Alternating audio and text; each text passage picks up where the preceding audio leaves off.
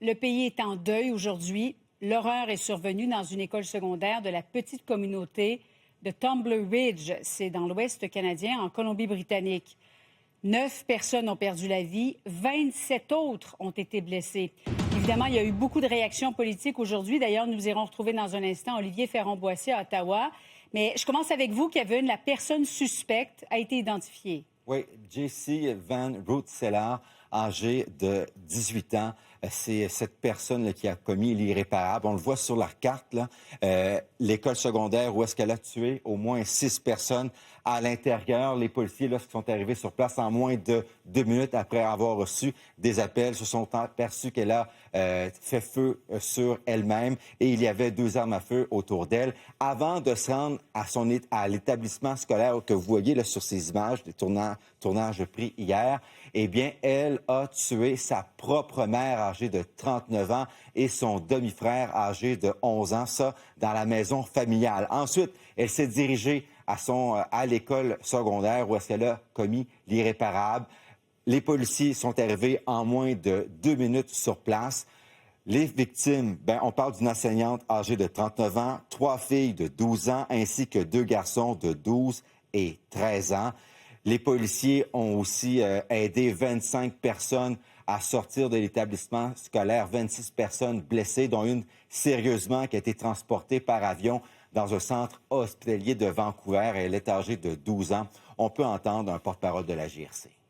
Il y a eu une victime qui a été retrouvée dans une cage d'escalier et une autre victime à la bibliothèque, si je ne me trompe pas. Les victimes, ici, on parle d'une éducatrice âgée de 39 ans, 3 élèves de 12 ans, des étudiantes, et ainsi que 2 étudiants âgés de 12 et 13 ans. Une fillette de 12 ans qui a été transportée à l'hôpital de Vancouver, l'hôpital des enfants. Aux dernières nouvelles, elle était dans un état critique, mais stable. Et Kevin, évidemment, c'est un drame qui va laisser de profondes cicatrices dans la petite communauté de Tumbler Ridge. Oui, une communauté là, qui est au nord-est de la Colombie-Britannique. C'est un peu plus de 2400 personnes qui y résident. On a parlé à une des résidentes là-bas qui est sous le choc, qui dit aussi connaître la suspecte. On peut l'entendre. Il y a beaucoup de monde qui sont franchement en choc parce que ça se fait pas ici. On est trop petits. Qu'est-ce que tu veux? Tout le monde se connaît, tout le monde... c'est des amitiés. Je suis encore en choc. Vous les connaissez, ces gens-là? Vous connaissez des gens qui étaient parmi les victimes? Oui, malheureusement, oui, je les connais, oui. Parce que quand j'étais à l'école élémentaire, je les ai connus depuis qu'ils ont 5 ans, puis même avant. Ça fait 40 ans que je demeure ici. Ça fait que même les parents, je les ai connus quand ils étaient jeunes. Puis ça fait mal au cœur, qu'est-ce que tu veux? Ça se fait pas. C'est un enfant qui était pas mal troublé, je pense. Vous savez qui est présumé être l'auteur de la tuerie? Là? Oui, monsieur, oui. C'est quelqu'un qui a passé dans mes mains, comme je dis. Oui. Que j'ai connu, oui.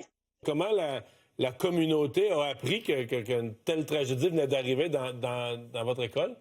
On a eu une alerte sur nos appareils portatifs qu'il y avait quelqu'un qui tapait avec un fusil. Oui, avec un fusil. Et donc, on vous encourageait au confinement. On vous demandait le confinement. Vous restez en place, fermez vos portes, fermez vos rideaux et puis restez à la maison. Oui. Et Julie, dans les circonstances, c'est tout un miracle, c'est tout un exploit de la part des policiers d'être arrivés sur place en moins de 2 minutes. Et selon cet expert policier en usage de la force, les policiers, en arrivant aussi rapidement, ont limité les décès. Ce qu'ils vont tenter de faire, c'est justement de dire que la police est là et de faire en sorte de neutraliser la menace le plus rapidement possible. Donc, de faire évacuer les gens, de se rendre au contact du tueur. Alors, lorsqu'on entre à l'intérieur, on voit des victimes. Est-ce qu'on prend soin tout d'abord des victimes ou il faut absolument s'occuper de la menace? Non, c'est vraiment la première étape, là, ça va vraiment de neutraliser la menace. On s'assure qu'il ne fera pas d'autres victimes. Et une fois que cette menace primaire-là est neutralisée, après ça, on va avoir d'autres policiers qui vont arriver sur les lieux et là, on va s'occuper de faire les premiers soins pour les victimes. Merci, Kevin. Bon, je vais vous retrouver à Ottawa, Olivier, parce qu'à Ottawa, toute la classe politique est ébranlée par cette tragédie aujourd'hui. Oui, voilà. Et si on peut dire, la partisanerie habituelle à la Chambre des communes, elle a laissé place aujourd'hui à des messages d'unité, de soutien envers la communauté de Tumbler Ridge. La Chambre des communes n'a siégé qu'une trentaine de minutes aujourd'hui. On a annulé la période de questions. On a annulé les travaux parlementaires. Ça a débuté aujourd'hui par un moment de silence à la mémoire des victimes de cette tragédie. S'en sont suivis ensuite les déclarations de tous les chefs de parti. Je vous propose d'écouter quelques extraits avec un Mark Carney émotif comme on l'a rarement vu dans le passé. Hier matin, des parents de Tumbler Ridge ont envoyé leurs enfants à l'école. Certains ne pourront plus jamais les serrer dans le bois. Aucun parent devrait jamais avoir crainte pour la vie de son enfant à l'école. Aucun parent ne devrait jamais avoir à pleurer la perte de leur enfant.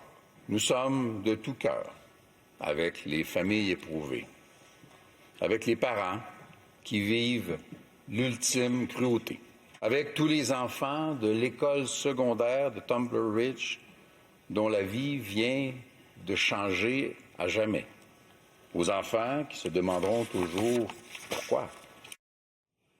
Et la tragédie, d'ailleurs, qui a chamboulé les plans du premier ministre. Oui, Mark Carney, qui normalement aurait dû être à Halifax aujourd'hui pour une importante annonce en défense, ça a été annulé, remis à une date qui est toujours inconnue. Et il devait partir ce soir pour Munich, en Allemagne, afin de participer à une conférence sur la sécurité. Ce voyage-là, il a été annulé.